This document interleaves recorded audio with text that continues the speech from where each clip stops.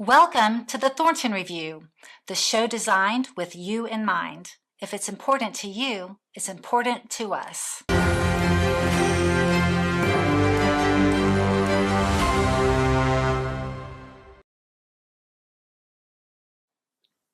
Dr. Douglas G. Frank is a world-renowned physicist.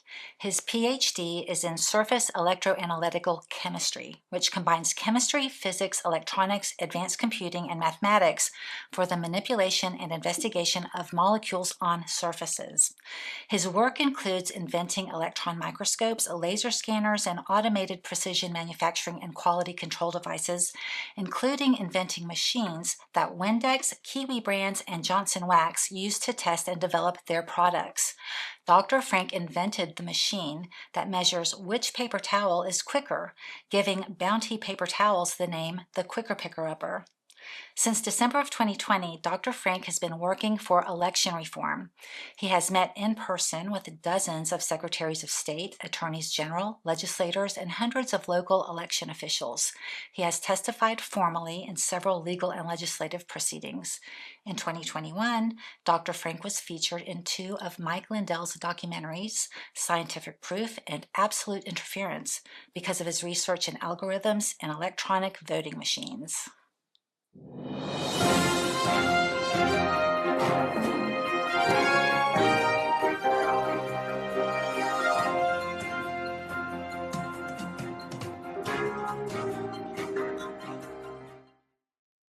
Hi, I'm Pueschel Schneier, Executive Producer and Manager of the Thornton Review. Thank you for tuning in. Our guest on today's show is Dr. Douglas Frank, electroanalytical physicist and chemist. So, Dr. Frank, it is great to have you on the show. Good to be here. You have been doing podcasts and interviews now, so I'm going to make you say it all over again. Will you please introduce yourself? I'm Doug Frank. I'm a scientist. I have 60 scientific peer-reviewed publications. And I tell people that because I'm a real scientist. In 1990, I made a scientific discovery that made me world famous. I got on the cover of Nature and Science, and Naturwissenschaften got me nominated for a Nobel Prize. So I say that so you realize I really am a scientist. I'm not just a pretender.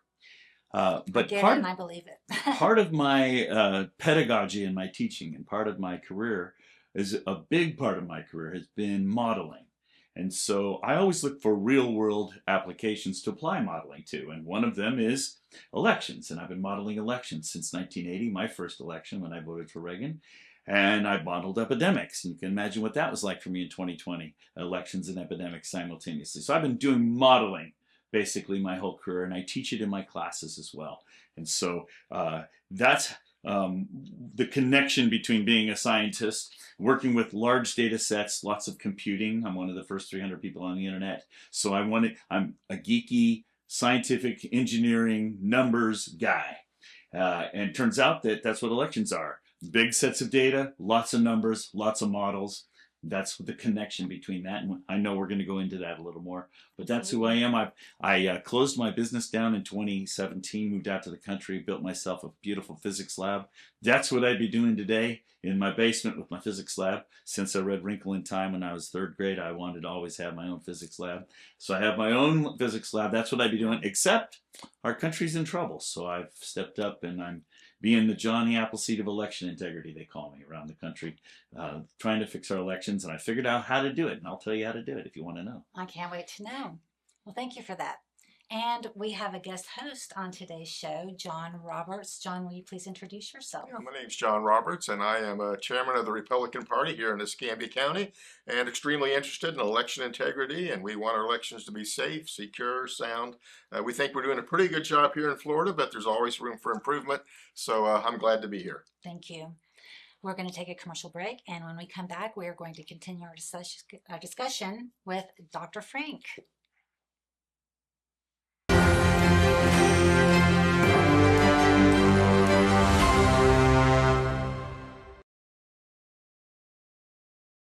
There is no government-funded program that can guide a man's thoughts. Only God can do that.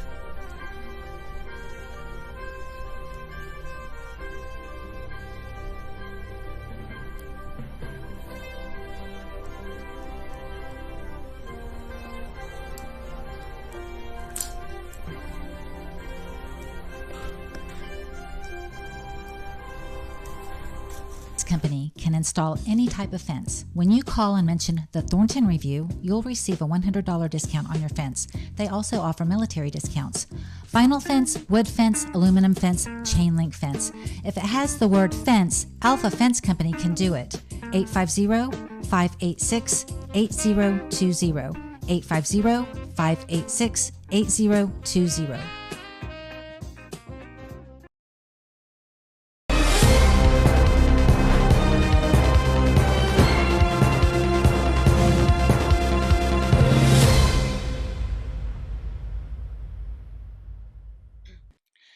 Hi, I'm Schneier. Thank you for tuning in to this episode of the Thornton Review. We have Dr. Frank in the studio, and it's great to have you. And we have John Roberts as our co-host. But I want to start off with, with the question, the fireworks question. So you are a surface analytical chemist, Yes. physicist, which combines chemistry, physics, electronics, advanced computing, and mathematics for the manipulation and investigation of molecules on surfaces. Yep. A lot of words. What on earth does that mean? And tell me how you got the image, the 3D image of a molecule. Oh, wow, how fun. So I'm an electrochemist by training, and what that means is you put a piece of metal in water and you put voltage on it and you see what happens. And the surprising thing about that is that molecules behave near surfaces just like the molecules in your brain do, just like the molecules in all chemical reactions do. So if you can learn to control those reactions, electrochemistry allows you to study how reactions happen. So I wanted to know how molecules oriented. So I set up an experiment where you could take a piece of metal, put it in water, control some voltage things, do some molecular things, and then take that out, put it under an electron microscope, a custom one that I built. And then I could make three-dimensional images of the molecules and where they were on the surface. And I discovered a new phenomenon when I was doing that, and it made me famous. And so that's kind of how, as a graduate student, I stumbled upon that, and it was good and bad. It's good because you get a lot of attention. It's bad because then you get involved in the politics of science too, and the fundraising of science. But I had a decent career in science. I was glad to get out of it in 1996. The academic community is just a little too woke for me. I was in the University of Cincinnati at the time, and Mark Twain wrote about Cincinnati. He said, when the end of the world comes, he wants to be in Cincinnati because everything happens there 20 years later. So if you can imagine, I'm a pretty conservative person, if it's pretty woke for me in 96. So I was glad to get out, but I had plenty of consulting agreements. And so I went out and consulted for Johnson Wax, Procter & Gamble, Boeing, all sorts of 3M, lots of companies that do surfacey things, waxes, cleaners, polishes, that sort of thing. And you study the molecular structure of their products to ensure that they're actually doing what they claim that they're doing. Product development, product evaluations, product claims. Do you have a team of researchers and that you give them assignments to figure this stuff out, or do you do it all yourself? Did it myself. My first company, I had a team of 15 people that helped me manufacture my custom devices, but that was just no fun. It's too much business. When you're running a business, you end up doing the unfun stuff. I'm a tinker, I'm an inventor, I'm a designer. So I shut that business down and sold off I had a fluorescence microscope that I developed, sold that off to Nikon and started my own small business where I just basically did hit one-off projects for big companies and a few for the government, and I really enjoyed that. Do you write articles or anything? Are you a journalist of any kind? My scientific articles, when I was in academia, I have 60 scientific peer-reviewed papers. And I've done a lot of speaking on science and faith. I'm a real Christian, and people are always confused how you can be a scientist and a Christian at the same time. So I've written some articles in that area as well. But a lot of the work that I do in elections, I do some writing, but mostly I do videos. I just find that people don't want to read. They want to watch, and we're kind of lazy. So they want to see things. They want to see things. So I've done more recording than I have of writing as of late. Have you ever studied Benjamin Franklin? Of course. Yeah, he took a nap every afternoon. Do you take a nap every afternoon? I do. Interesting. If I'm seeing a correlation. It's like a power nap, you know. It's about 20, 30 minutes. Man, you can. There's a There's a strong correlation between inventiveness and giving yourself the ability to work. Your subconscious mind is 200 times faster than your conscious mind. So if you can, it's like remembering, you're trying to remember somebody's name and you can't remember it. The way to remember it is to not try. Think about something else. You I let keep your flipping through the subconscious, files in my your mind. subconscious can search 200 times faster. Let it do the work. And so part of being inventive is learning how to use your mind in a creative and powerful way. That's why I teach the smart kids. I really enjoyed that for about 25 years. Working with the bright kids. John teaches smart kids too. You will teach the teaching temperament. Yes. Yeah. So, how did you go from being an electroanalytic physicist and chemist to being interested in election integrity of all things? Right. Well, because I'm a modeler. I've been modeling elections since 1980. I modeled Reagan's. I mentioned that in the earlier part. I even predicted Trump was going to be the winner in 2016, 13 months in advance, when there were 17 people in the primary. And I put all my math out there and showed everybody what it was. The odds were 2 to 1. Everybody said I was insane, but I always stick with the math.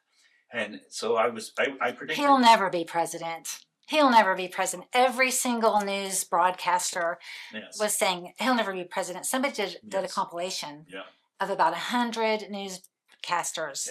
I said it was 2 to 1. He would be president. The odds were 2 to 1. So anyway, I used fun mathematics. We can have that talk someday if you like.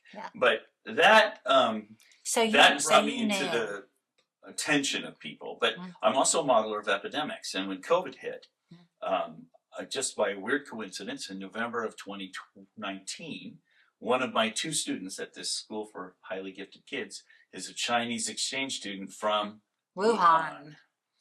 And he was asking me, Dr. Frank, instead of modeling the election this year, because I always rotate every 4 years, we predict the election and loser buys pizza. He said, could you teach us how to model epidemics instead? And it's a simple, it's a first order differential equation called Farr's law. And you mix that with a little bit of Fourier transform and a little bit of other algebra, and you can do a really good job modeling epidemics. So I said, okay, sure, I'll teach us how to do that. Well, by January, I had about 5,000 people coming to my website checking out COVID. And by March of 2020, I had about 25,000. And by summer, I had 150,000 people coming every week to find out how many people were going to die in their county that week. And I had it dialed in. I could tell you down to the fraction of a percent how many people were going to be reported as dying that week. And it was so it drew a lot of attention. Okay. So when you're manipulating numbers or taking numbers and analyzing those numbers, you're taking numbers that have already happened and seeing how they're going to expand and the simple term is extrapolate. You're going to predict where it's going. The thing is that people think of usually as extrapolation is it's going to be in a line and it's going to follow that, but there's a shape. Epidemics have a shape. And it's a first order differential equation, and if you understand the so you were predicting what was going to happen, and then it actually happened because of your mathematical equations. Yes, and I could tell you months in advance when the epidemic would be safe, when it wasn't safe. That's pretty wild. And it was so I drew a lot of attention, and then of course since people were following me, and it was an election year, politicians were contacting me. Dr. Frank, can you explain what a PCR test is, please? Well, just by another weird coincidence, because I was in business for myself, I did consulting with our mRNA lab there in Cincinnati, and so I was pretty knowledgeable on PCRs and mRNA laboratories, and just by another weird coincidence, for 10 years I toured the Midwest teaching people about vaccines because I was working with Rotary International on Polio Plus, and so I'm a weird person. There's an intersection of a lot of themes there, and so when people knew, politicians knew who I was, then when the election happened, because I'm making the connection. When the election happened, the state of Pennsylvania legislature invited me to be on their team to audit the election. You might remember Doug Mastriano asked for an audit at the end of November of 2020. And they reached out to you to audit their elections. And I was on one of those teams, the team. There were 6 of us who we got to go behind the curtain. And you counted the paper ballots. It wasn't my part, but somebody else did. What I did is I looked at all the electronic records. And you compared it to the electronic records. Yeah, and what I mean, I can, if you want, I can tell you a short story there of what I discovered. And what happened was 6 weeks before the election in 2020 in Montgomery County. You might remember there were 4 Supreme Court cases from there. So I was in 2 of those, and I was focusing on that because of the courses. 6 weeks before the election, the voter rolls in Montgomery County grew from 500,000 to 550,000 in 1 minute. I had all the logs. I could show who logged in. I could show who put the voters in, because I had access to everything. And so the voter rolls suddenly surged by 50,000. Every one of those people voted in the election. Every one, without fail. And then 6 weeks later, every one of them was removed. And so I called the legislative committee, and because I had subpoena power, and we talked to Secretary Bookvar. I said, "Why are you removing those people from the voter rolls?" And she said, "Because they moved away." And I admit, I was embarrassed when she said that, because I'd never even thought of that as a possibility. But when I went back and investigated, sure enough, they'd all moved away. But they had 10 years before. Ah. What was happening is NGOs, non-government organizations, had API back-end access to the voter rolls in the state of Pennsylvania. Today, there are 83 still in the state of Pennsylvania that have back-end access to the voter rolls. They were adding former residents back into the rolls, knowing they weren't going to vote because they aren't there anymore, stuffing ballots for them. And then the state system that was doing automatic voter roll maintenance, they call it, was using the NCOA, the National Change of Address Registry that the post office provides, to remove them from the rolls. So all you had to do... Why didn't they catch that in the front end? Because nobody knew it was happening. I showed them. Right. I'm the one who found it. Well, they should have seen it. The Supervisor of Elections office should have said, "Why are there 50,000 more voters now than there were 5 minutes ago?" Yes and no. I've been doing this now 5 years, and I've met with hundreds and hundreds of election supervisors, clerks, registrar voters. I'm not being mean right now. I'm just telling you the truth. They don't know what's going on in their elections. They think they do. They think they add voters to the rolls. They think they remove voters from the rolls. They think they clean voter rolls. They think they tally ballots. They're wrong. But there's a force that is in there somewhere. It's out of their control. Them in. So what I do is I sit down with the registrars, I sit down with the clerks, and I bring their own data to them. And I show them, no, you're not in control. You think you are. Did you add these 1,000 people? No, you added these 10 people. Who added those other 990 right. people? So you need to find out who added those and go after them on a federal level, because they are committing voter fraud. Now, you and I you just had the same reaction I did at first, because I brought all that evidence to the legislative committee, and I said, you got to address this. Prevent them from doing it. They would not address it. And I have since met with 24 Secretaries of States in their offices, hacking into their elections in front of their faces. 24 AGs in this country hacking into their elections in front of their faces, showing them that I can do this, showing them that it is happening. They are unwilling to address it. Is it just above their heads, like they don't know how to find out how it's happening? Or they can't hire a team to find out how it's happening? They need a Doge. I spent 3 days with Ken Paxton in Texas, for example, with his team, and they were trying to seal it up. And they are unable to seal it up. The federal government can't even secure the military bases. The banks can't secure. What makes you think you can secure your elections with the technical people you have? You do not have the ability to do it. The problem is that our elections are not locally run anymore. They haven't been locally run for about 2 decades. They're centrally controlled by the state, and I can prove that, and it's what I do when I come in. I show you that the rolls are centrally controlled. That, I mean, you guys are ES&S here in Escambia, and your voter rolls are kept in Omaha, Nebraska. Your clerk doesn't have their own voter rolls here that they clean. They have the central database is in Nebraska. Yes. But the Escambia County Supervisor of Elections has access to it, and they can analyze it themselves and know how many voters.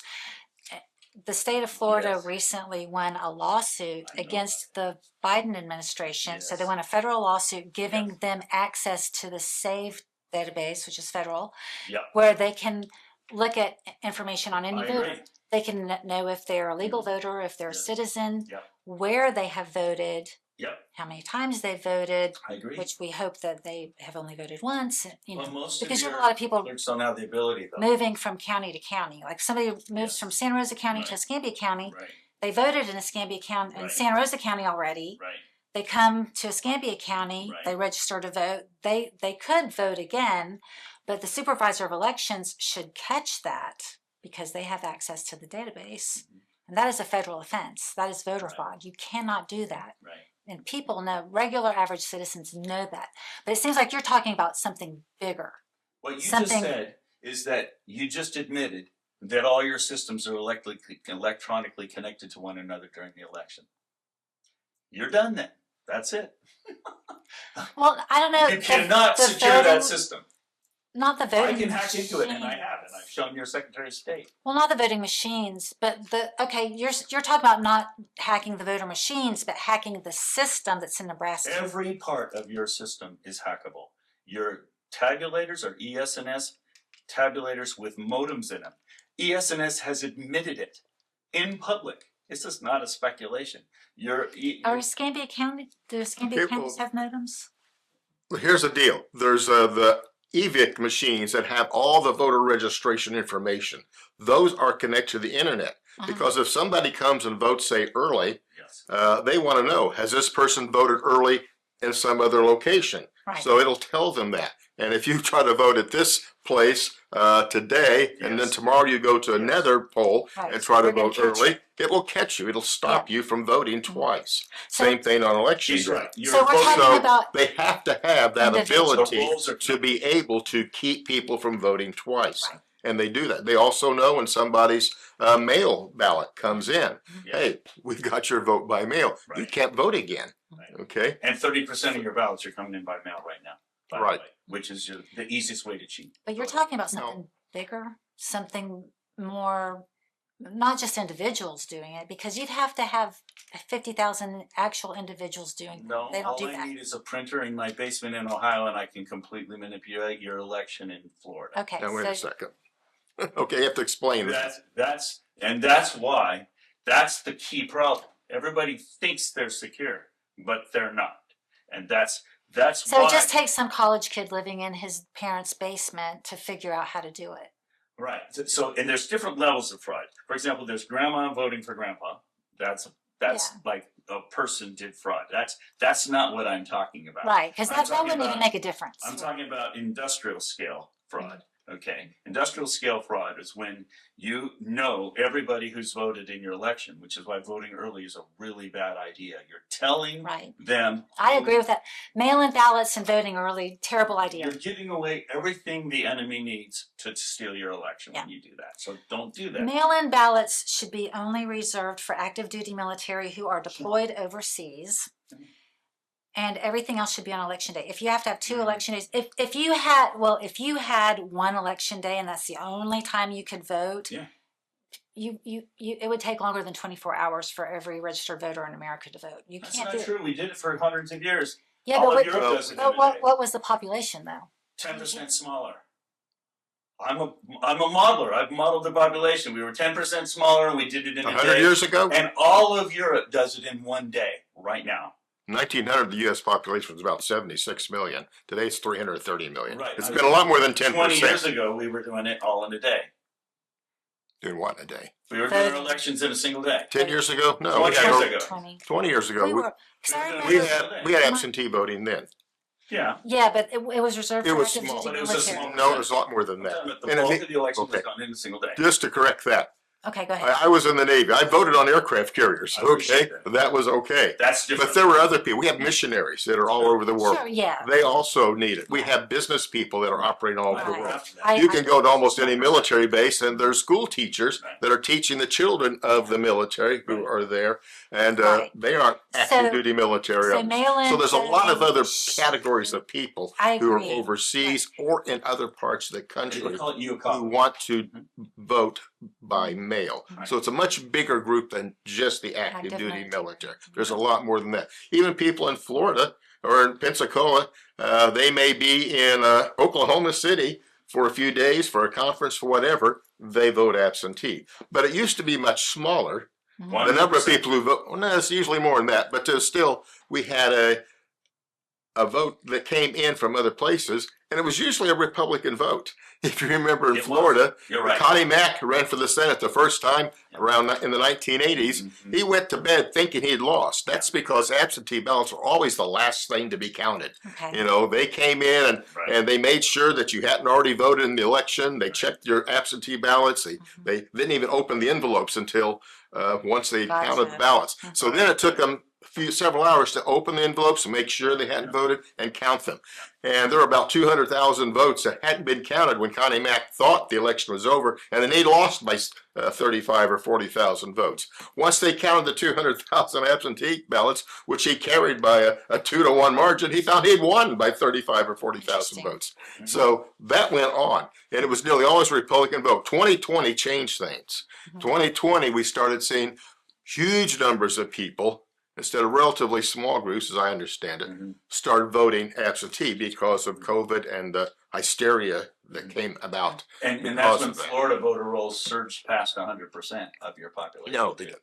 I got the numbers for your official. Well, I got the numbers too. We didn't have. Website. It's a very important issue, election integrity. Yeah. But we do not have more registered voters than we do population in Escambia County. No, we didn't. I have the numbers. We had about 230,000 registered voters. We had a population of 320,000. Voting age population.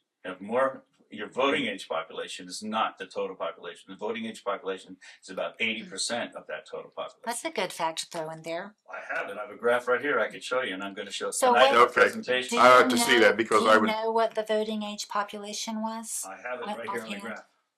Yeah. It's about 80%. That's about 74%, if I'm remembering. It's about 74%. Of 350,000. So take 3/4 of that. I think it's a little more than that. That's under the age of 18, about 25%. 25% maybe. That's what I said. So it's about 75% of the total population is your voting age 25%. population, and you had 102% of your voting age population registered 102%. in 20, and it should be about 70% to have clean voter rolls. Yeah, that's people who've passed away or moved out. Yeah. That's not because of fraud of this fraud guy that's sitting in a basement. So the real problem is you're not your local registrar who I trust, your local clerk who I trust, your local party who I trust is not in control of your rolls. That's the problem. If you were in control, it would be clean because that's the way we used to do it. We used to have a precinct chair in every precinct, a Republican, Democrat. Every 2 years, they would knock on every door and make sure the precinct books were clean.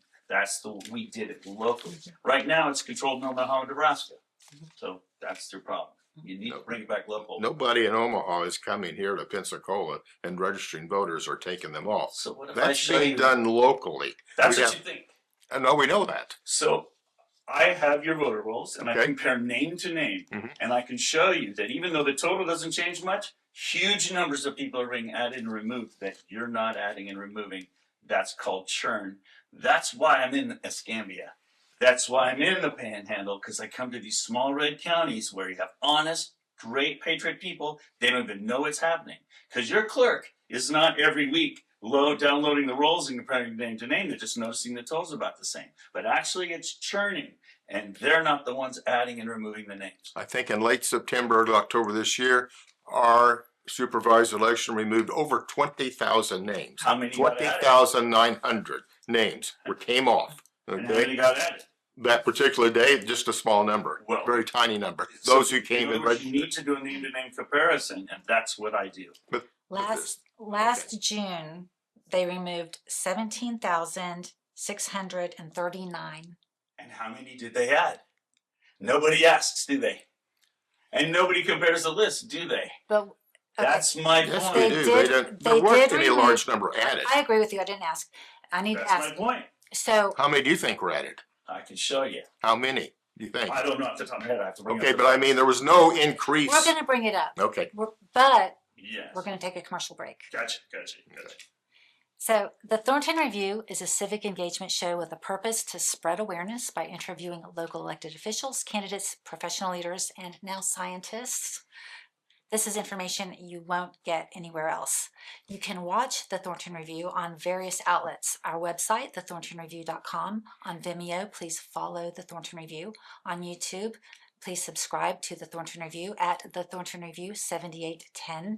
Please like our Facebook page, the Thornton Review Show, on TV, WBQP Channel 12, and WBQP on Roku and Fire Stick. We're going to take a commercial break, and when we come back, we'll continue our discussion with Dr. Frank and Mr. John Roberts. Thank you.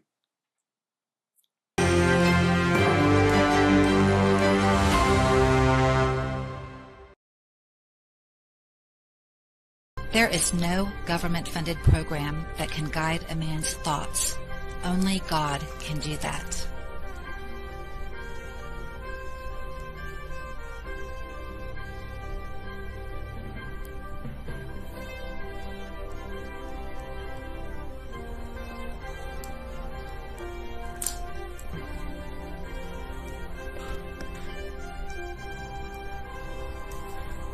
Company can install any type of fence. When you call and mention the Thornton Review, you'll receive a $100 discount on your fence. They also offer military discounts.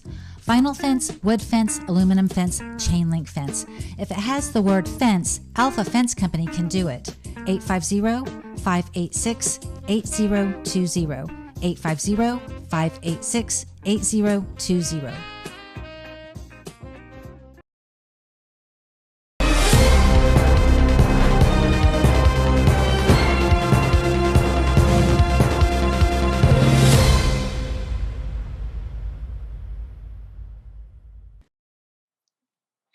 Thank you for tuning in. This is a great conversation with Dr. Frank and Mr. John Roberts. So let's continue with the numbers. Explain to us how you get these numbers. So most states, you have to purchase a copy of the voter rolls. I just came from Alabama, for example. If you want a copy of the voter rolls, it's $38,000. It's preposterous. It's the most expensive in the country. But Wow. Florida is different. Florida is quite transparent, and it's one of the better states in the whole country. Which is why it's the second state I analyzed after I did Pennsylvania, because I could get all the voter rolls offline just by clicking. It was for free, and I love that. So your state is much more transparent. Because of that, we're able to download the voter rolls every week, and there are people in your state that have done that. So we can get a set of those, and we can compare week to week who was added, who was removed, and we can see the stuff that your clerk is doing. Your clerk adds somebody, your clerk deletes, somebody dies, they take someone out, they add. And that's good, and that's the job that they're supposed to be doing. But we can also see that what the state is adding and removing is much bigger than that.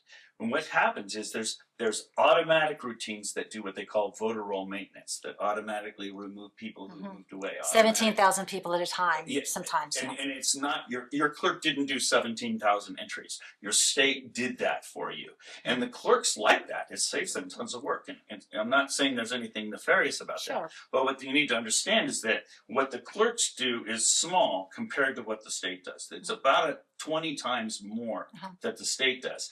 And the clerk, and I'm not saying the clerk's doing anything wrong, it's a big job.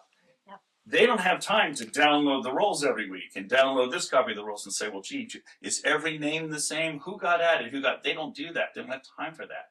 So what happens is there's a lot of things happening in the rolls, and I call that churn.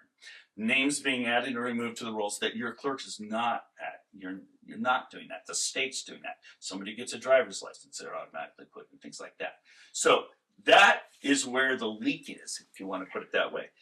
That's why your voter rolls swelled so rapidly leading up to 2020. After 2020, I can see in your numbers, your state's been cleaning them up. But as of 2020, you had more people in your voter rolls than you had voting age people. It was something like 102%. I've got the numbers I can show you.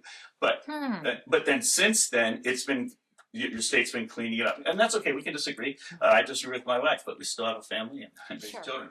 We can disagree, but we'll look at the numbers together, won't we?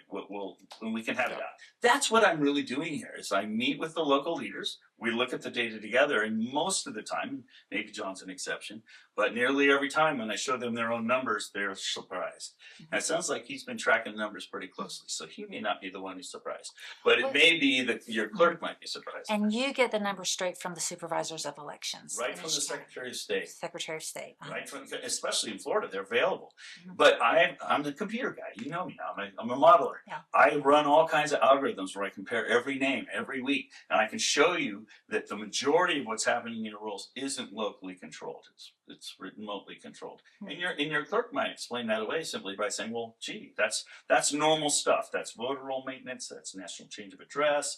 So who is behind it? Who's behind all this? So some of it's not nefarious. Some of it is your state simply complying with NBRA and HABA, which says if a person misses 2 federal elections, they're supposed to be made inactive and removed. And there's this whole process. So some of that is like, when you say who's behind it, the state. In that case, there's nothing wrong with that. But like my example in Pennsylvania, that wasn't the state doing that. Those were NGOs that had back-end access to the voter rolls. They had API access, and they were inserting names into the rolls. We have the electronic record. So you say they, how many? We proved in the 2020 election there were 32 non-government organizations. We have the actual electronic records of them logging into the database and adding the names, which is, remember I told you about the 50,000 that were added. Yeah. Talking Pennsylvania. Yeah, have you seen that in Florida? So I didn't get to have the electronic records of your database in Florida, so I can't do that test. But I went to your Secretary of State in January of 2021 and said, everything else I have analyzed in your rolls looks exactly like what I see in Pennsylvania. Why don't you give me access to this and we'll go looking? And he would not share with me, would not cooperate. So that was disappointing to me, and I wanted to go and investigate. So what I've learned across the country is that Did Florida win Trump in 2020? He won Florida in 2020. Yes. Yeah. Trump did, yeah, Yeah. sure. And I know that's why Like 370,000 votes. Yeah. I mentioned I'm a model. So we're right? not so super worried about Florida, it seems like. I'm very worried about Florida. Certain counties in Florida probably. No, every county in Florida. Every county is centrally controlled. I can prove it. I can show you the data. They're centrally controlled and centrally accessible. And your voter rolls are not here. They're in Omaha, Nebraska.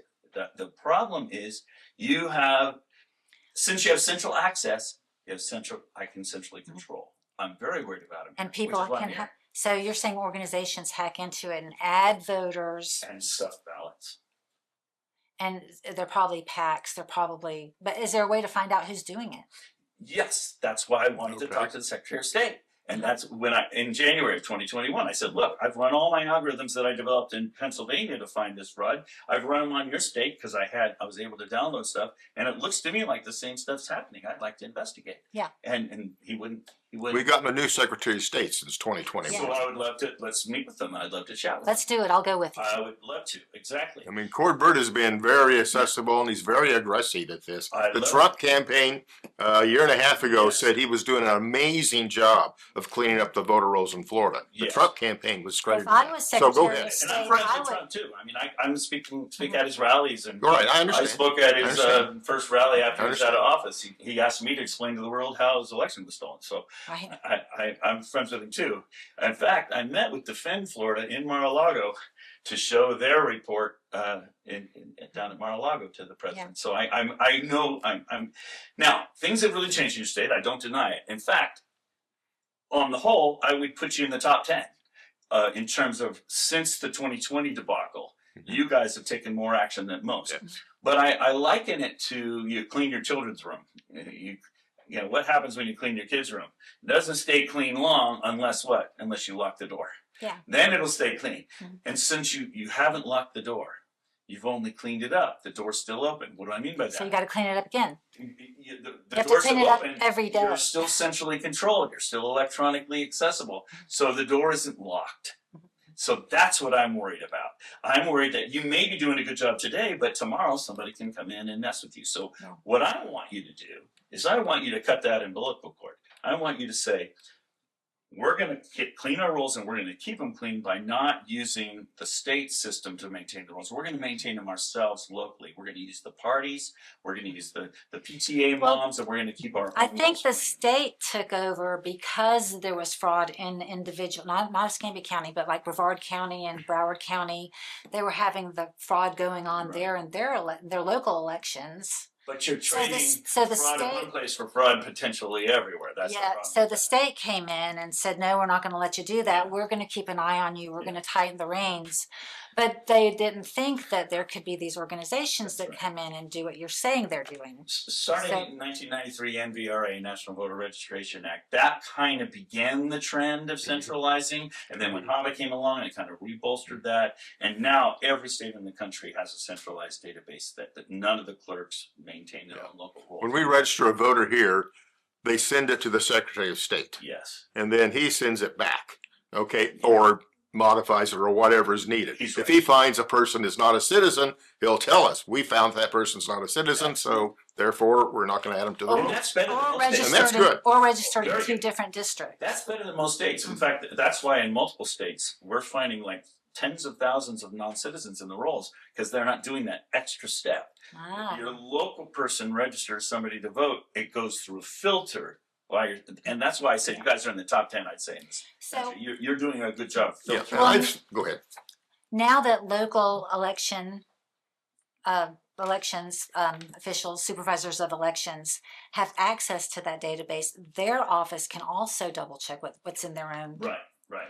The question is, are they going to do it? I think Escambia County is doing it because I asked Robert Bender myself. I asked him if they're Yeah. doing it. They are doing it, and he was very happy that they won, that the state of Florida won that case Yeah, sure. against the federal government. And like I said, I don't have anything against your local guys. I bet your local guys are very honest, which Yeah. is why I want them in charge. Yeah. I don't want some accessible But system. there could be something that they are not aware of, or that they don't have power over or access to know. Right. Now, But so for saying that example, they you have- use DS200s to tabulate your ballots. So Mhm.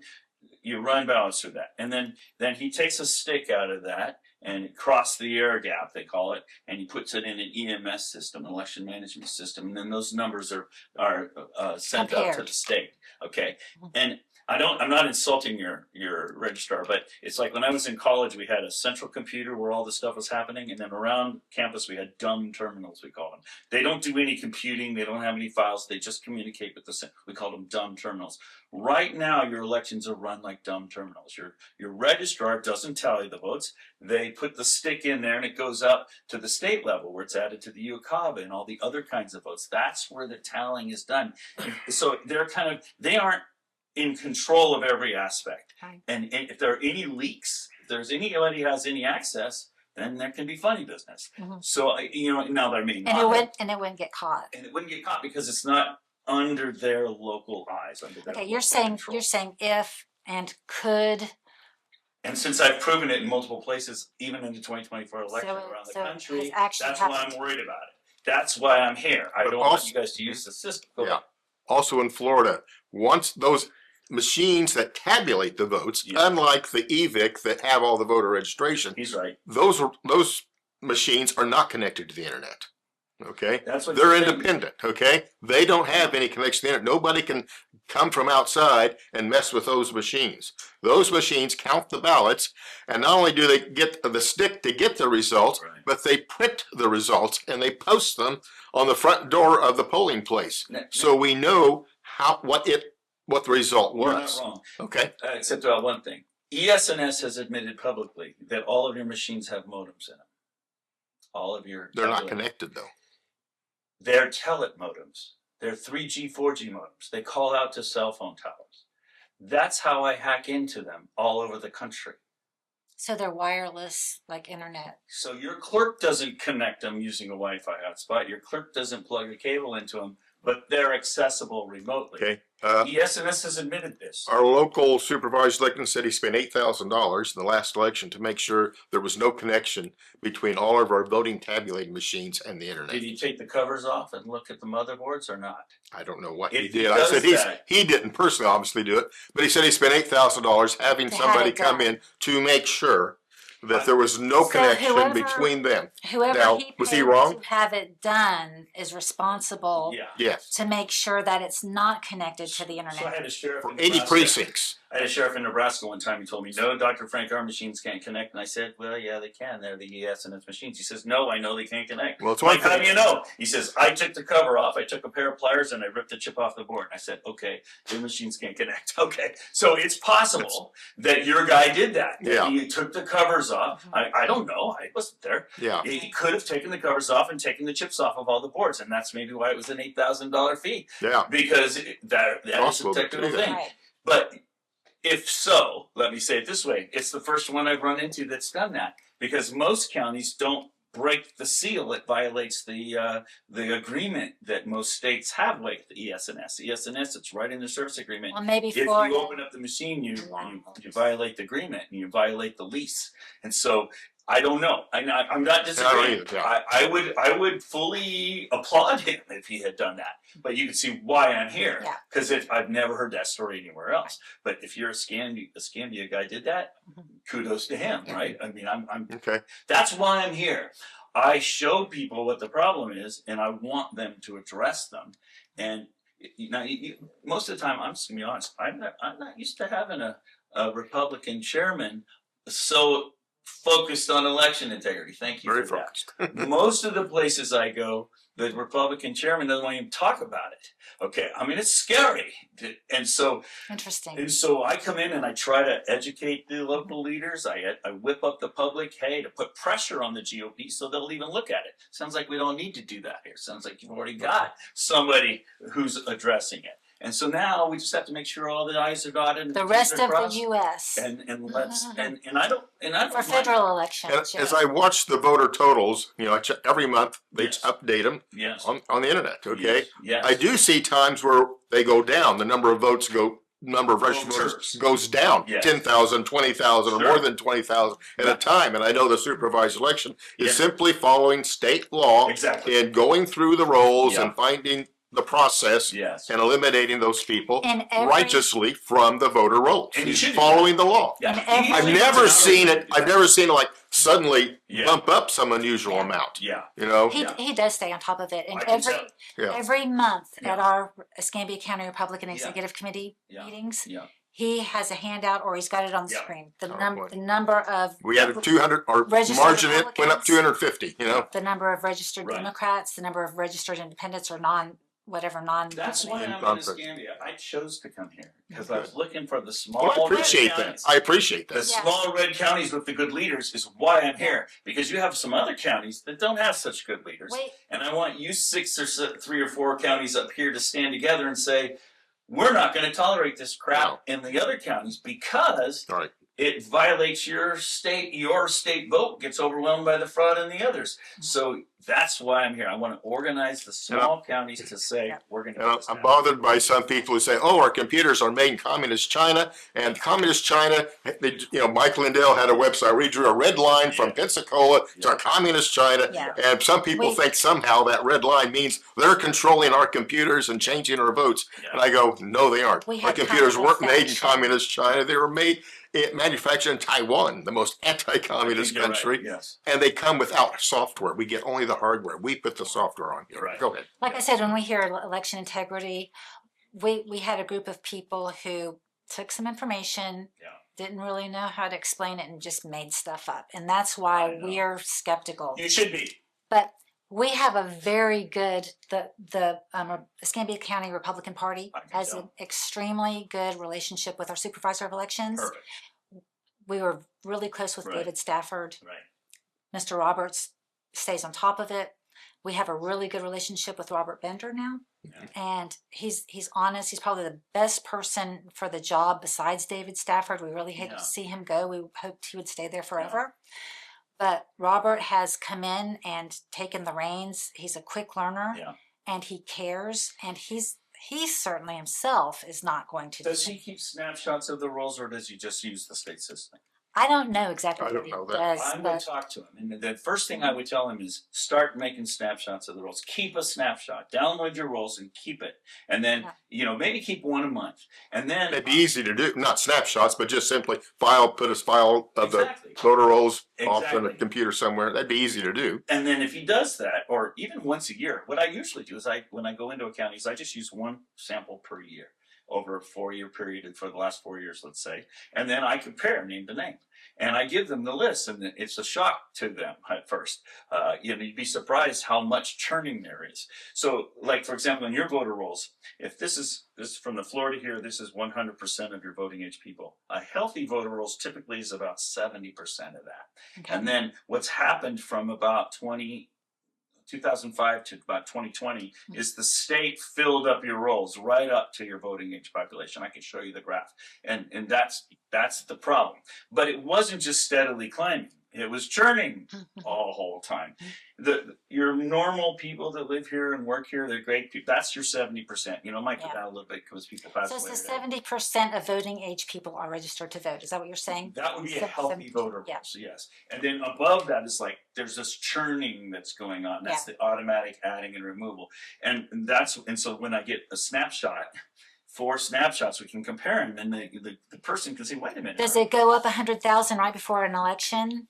And then, they drop turned 100,000 their way up. It was gradual, and then, but the problem is to make it look like it's actually. well, it's an automatic system. It's automatic adding people who get driver's licenses and things, so it just kind of naturally happens. And then what happened, and that's why your voter rolls got so dirty. That's why there's so many in there now to take out, because it wasn't being policed steadily during that time. So when people get their driver's licenses, you're saying that they register them to vote? Automatically. Okay. I'd be shocked. Not at 16. What's that? At 18. At 16, they're put in most states.